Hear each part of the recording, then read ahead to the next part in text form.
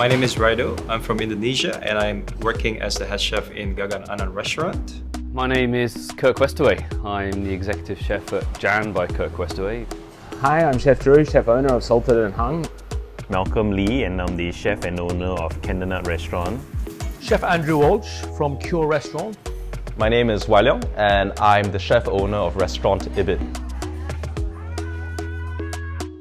So the food at Gagan, we do progressive Indian cuisine. We moved to Singapore because we found an opportunity here for us as chefs and also the people that we work with. We are just trying to serve the Singaporean market, the same experience but inspired by the Singaporean ideas. We're situated here in Singapore with one of the impressive iconic views over the Singapore skyline, and here we're recreating modern British food. This restaurant's had a great reputation with famous French chefs running through it for a long time. So I took that as the petrol for my fire, and step by step we were seen as a very popular restaurant in Singapore and overseas. The concept is taking my philosophy of growing up on the farm and using local products and sustainable products to build a zero waste kitchen. We do a lot of fermentation, a lot of pickling, a little bit of kombucha as well for our signature dessert. So yeah, it's just adding extra little flavors to the dishes. This beautiful restaurant you see today, which is called Cure, comes from the Latin word curan, meaning to take care of people. And we're very proud to introduce to Singapore and to Asia new Irish cuisine. Right from day one, my concept was to do a cooking school and a restaurant. Coriander leaf has always been that. We try and span the width of Asia, so all the way from Turkey to Japan. So we call it Pan-Asian. It's not fusion. I just want to emphasize that. So nicotine, right here, we are doing just obviously pure seafood with a lot of basis on fermentation. At the same time, we try to have a bit of a local influence, just to make it like a little bit more relatable to like guests, so they can have a good time, but at the same time they can still relate to like a lot of dishes on the menu as well. We are, in essence, a tasting menu restaurant in the heart of the city that does a bit of modern Asian cuisine. Coming from a show like MasterChef, you aren't exactly allowed to be professional, so I guess you could say I'm self-taught, an amateur turned professional, not through culinary school, but through the crucible of the kitchen.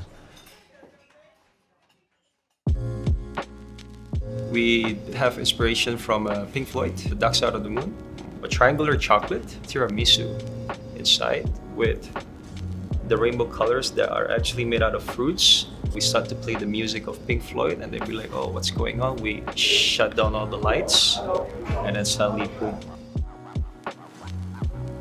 So we take the white beetroot, we'll wrap this up into a salt crust that we'll bake in the oven. So we eliminate any chance of evaporation or humidity escaping or sweetness escaping, so the beetroot doesn't go dry.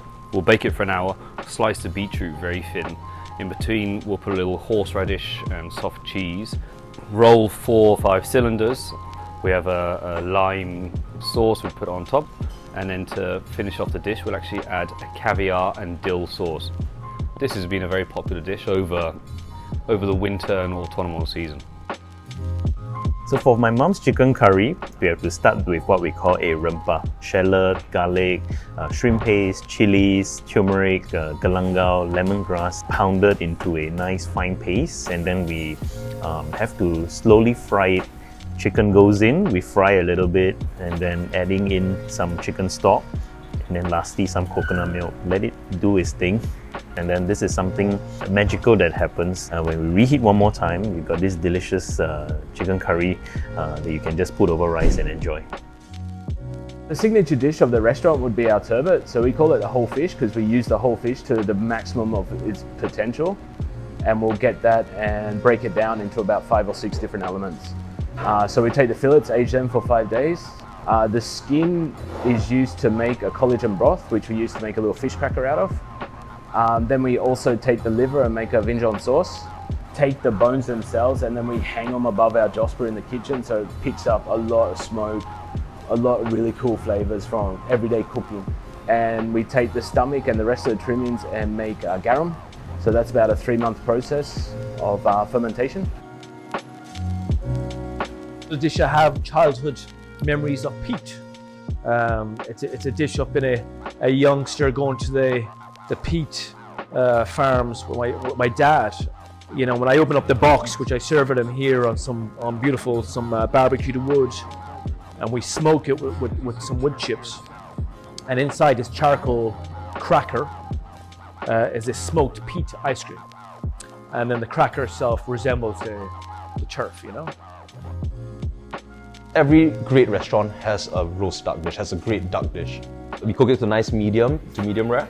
Maybe slightly more cooked than the French would like it, and maybe less cooked than the Chinese would like it, because medium rare does not exist in the Chinese culinary language. Crispy skin and dusted with our own house-made 5-spice powder, which is made lovingly by one of our chefs. He's a rebel. Same, but different. And that makes us all rebels as well.